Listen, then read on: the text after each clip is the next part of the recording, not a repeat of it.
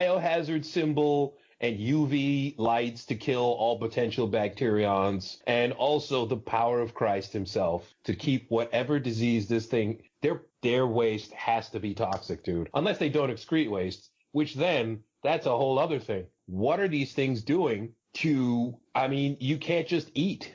You can't just eat at table and then just be like, I'm good. I don't have to poop. Yeah, there'd be waste. Maybe since, wow, that's gremlin poop. They don't talk about that in the book? And you know what? Mog Turman, he didn't talk about that, man. But, I mean, he programmed them so that they can't kill each other.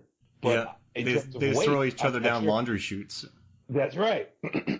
Or at least when they're Mogwai, they can't kill each other, and because they haven't unlocked the hitting power. I mean, they need to store a lot of the food in them, though, because when he gets wet, he immediately shoots out half of his body weight. Yeah, that's right. It's some serious exothermic reaction that's happening there. There's some magic. High school biology. Let's go. Yeah, and so also magic, you know. It's like that's what it is. It's like adding water to oh, never mind. I was going to talk about exothermic things with like scotch and whiskey and everything. I got the movie running around in the background and just Phoebe Cates in this hat. Good God, talking about Thursday. Oh man. Dude, this dude is way out of his league. Way out of his league, dude. When he asked her out, I'm like, say no.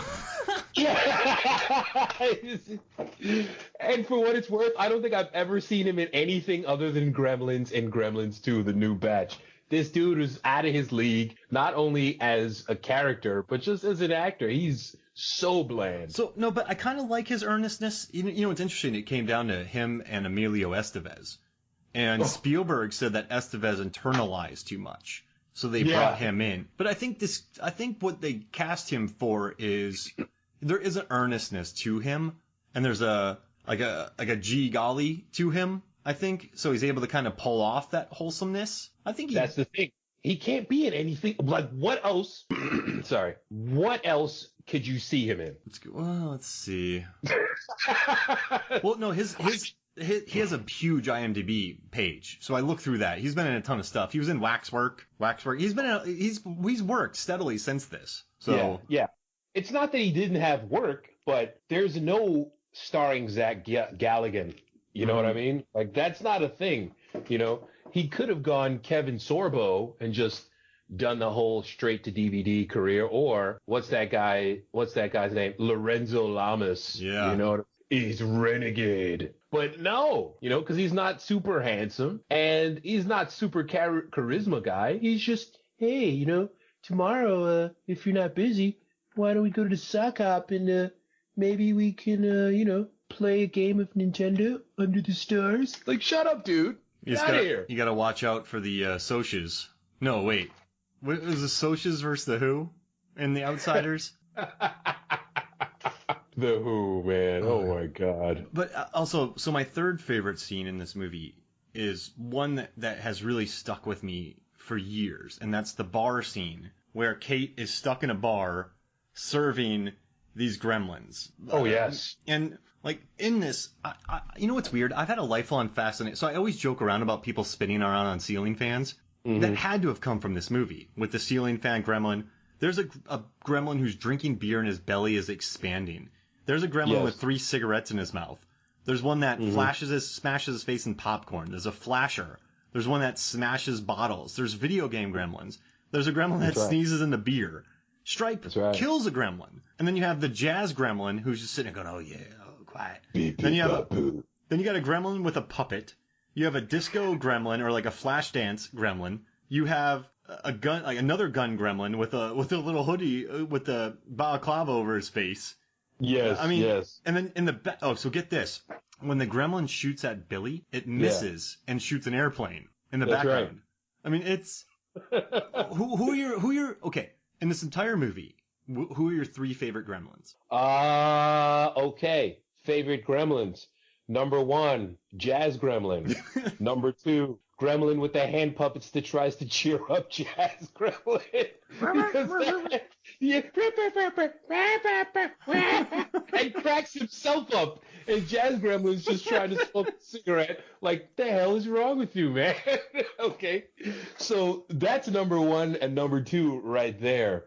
Number 3 is initial hi-ho gremlin in the movie theater because I played this movie for my Korean students and they all burst out laughing at the hi-ho scene. Hi-ho, it's off to work week. It's adorable, man. And then you realize, wait a minute, these are flesh-eating monsters that I'm cheering for.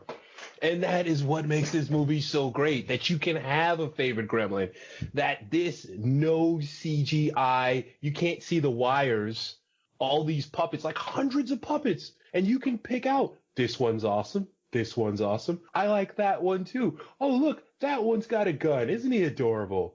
This is such a great movie, man. So underneath every stage, there was a pit where all the puppeteers were. They called it the pit. And then the scene in the bathroom where Billy puts Gizmo down and bandages him up, that thing was down. Like, they did a trick shot where it was already sitting there and he handed it down to a guy all the way down on the floor, controlling Gizmo through a remote control through his butt. So the puppeteering on this is excellent. But I gotta say, okay, my favorite is the ceiling fan gremlin, because I just love that visual. And Dante in the commentary is like, this doesn't even make sense. But I love it. And then it nails that thing perfectly with its head. My second favorite. Jones. Go ahead. My second favorite is I'm going to lump them into a group, but the Caroler Gremlins. Yes. They put scarves on, Norbert. They had scarves. Yes. You got to keep that neck warm. You don't want to get a cold. You got to keep that neck warm, yo. You got to keep that neck warm. And then you're right. I got to go with Jazz Gremlin because he has a little whiskey next to him and. Oh, yeah. Oh, man. No. He has existed on Earth for less than 3 hours, and already he's like, you know what? I'm done. I'm fed up with existence. He's got his scotch. He is not even smoking the cigarette. He's holding it vertically and staring at it as it slowly burns. That gremlin is all of us, especially in 2020, man. That gremlin is all of us. And they're just partying at the bar, and she's trying to keep them. There's the flasher. I like that in the second one, she's able to kick the flasher gremlin. So she gets revenge on that, like on a similar one, which makes me happy. And listen, she gets out of that bar. She goes taking pictures of the things, and then she escapes. She represents, man. I don't know. I dig it. So these, I like that the characters are down to fight. This is post the first Rambo, but before I think First Blood Part 2. This is the Reagan era, you know. You don't call the cops, man. You get it done yourself. If there's a problem, you pick up that kitchen knife. Not in my kitchen! And you handle your BI. Let me tell you. So here is what you missed, my friend. The guy that Billy's talking to at the beginning. Yeah. That's Chuck Jones, man, a.k.a. Warner Brothers animator, who's into all this wild, wacky stuff. That's where you get the ceiling fan from. And that's how you get Gremlins 2, the new batch, just going completely off the rails with it's beyond now Jazz Gremlin. It's Transvestite Gremlin. And, it's also Salad Gremlin. Beautiful. Yeah. Oh, man. And Chris Lee is there hanging out. Yeah. I do love when Chuck Jones goes, oh, hi, Gerald. Yeah. Yeah, because even Chuck Jones doesn't like Jerry. And Chuck Jones invented Bugs Bunny, basically, for Christ's sake. I do want to say... Oh, sorry. My bad. No, I was just saying the Roadrunner. Go ahead. Oh, that's such a classic cartoon. But I do love... before I forget, I do love the line reading that Zach Galligan gives when they're watching Snow White, and they love it. And they love... Yes, and they love it. Like, what? They're insane. That was a good line reading by him. I dug that a lot. But man, this movie is just, it's filled to the brim with just creativity and practical effects. And the guys working on this, when you listen to the commentary, they said that they were only probably 2 days ahead at any time. So they never slept. They were just always building. And in the beginning, I'm sure you know this, Gizmo was supposed to turn into a gremlin, but then someone saw a very smart... Yeah, so they were going to film it, and he was going to become a gremlin, and he had this whole issue. But someone saw Gizmo, a studio head that I don't know who they gave credit to, but the guy just saw Gizmo and went, wait, that's money. Like, that's marketing. That's merchandise. And then they go, we're keeping Gizmo like that. So they had to do script rewrites. Then they had to redecorate Gizmo's body because they never made Gizmo walk. So in the second one, Gizmo's walking, but they never built that kind of a Gizmo. That's why he's driving at the end forever. Like, that's a big store. But they just said, okay, we're keeping him because he's adorable and marketing. So they changed that on the fly. And there's originally more gremlins. The guy who set up all the gremlins, he said he said that, yeah, in the script it says 700 gremlins are doing this. He's like, I'm gonna die. Like, this is gonna be the end of me. And at the end in the theater, so what they had every single crew person, costume, PAs, everybody. Yeah, everybody. You get a gremlin, and you get a gremlin, and you get a gremlin. Exactly. Yes, that's perfect. And the main ones were operating. In the back, they're all on cables. So the further back, the less manipulation. But every single cast member was there doing the Snow White thing. It was a bonding thing to get all these gremlins up and working. But the way they talk about it was very stressful to make because you're just designing these. You have some stop motion. You have all these critters. You're building new sets. There wasn't much of a budget on this either. But I think out of that lack of budget came, and I think backing by Spielberg, some real creativity happened. Mm-hmm. Mm-hmm. This is the beauty of this movie, man. They took the spirit of Chuck Jones and then literally put Chuck Jones in the movie with the wacky Warner Brothers 1950s, 1940s, hit a guy with a mallet over the head. And there are so many instances in the movie where you get notions of that wacky Warner Brothers creativity.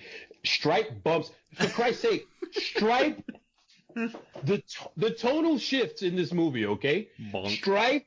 Stripe has a chainsaw. There's not even music playing to like lighten the mood. He's like, rah, rah, and runs to try to cut the baseball bat that Billy is using to protect himself with. He's trying to murder him with a chainsaw. This is a dark scene. And then the light comes on.